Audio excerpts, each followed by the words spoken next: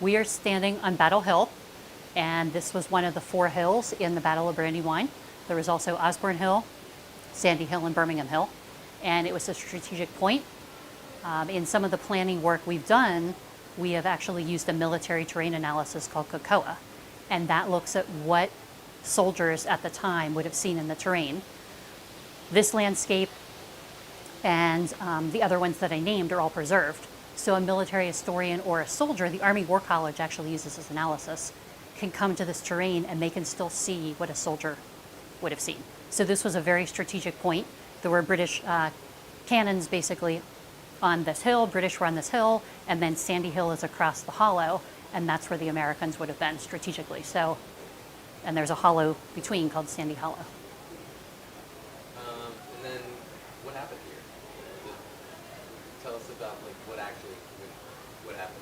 You know, we're talking about true strategic points, but then Right. what happened? Right. In So the Battle of Brandywine was a major battle of the Philadelphia campaign.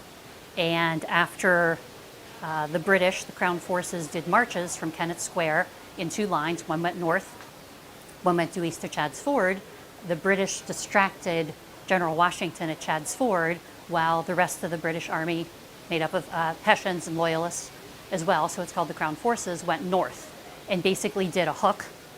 And we call it the British left hook just for a fun marketing purpose. And then did a hook, went up to the one hill I talked about, Osborne Hill, observed the territory, the terrain, while the troops rested for a little bit, and then came south and came down to this area. Birmingham Hill is right across the way. This is Battle Hill, and basically started having an armed conflict with the American forces. And this was, Chadds Ford was one of the major battles. This was one of the major battles, and then there was a 3rd battle called the Rear Guard out of the Battle of Brandywine. There were 3 battle areas. So this is one that a lot of people talk about, though. So Birmingham Hill is named in first-hand accounts. Sandy Hill is named in first-hand accounts, so that's part of the reason. So very significant area. Great. Why is it important, do you think, to preserve these areas?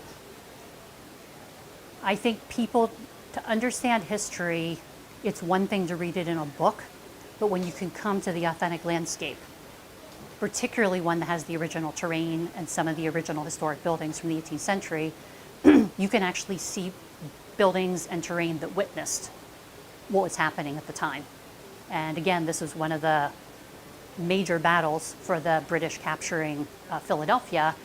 The British wanted to capture Philadelphia because that was their nation's capital. And so not only symbolically would that be fantastic for them to do, but they were actually hoping to take the capital. So this is a significant portion of the Americans, not being a trained force yet, standing up to the well-trained Crown Forces, the well-trained British Army, and rallying to fight again after this battle. Nice job. Good job. Yeah.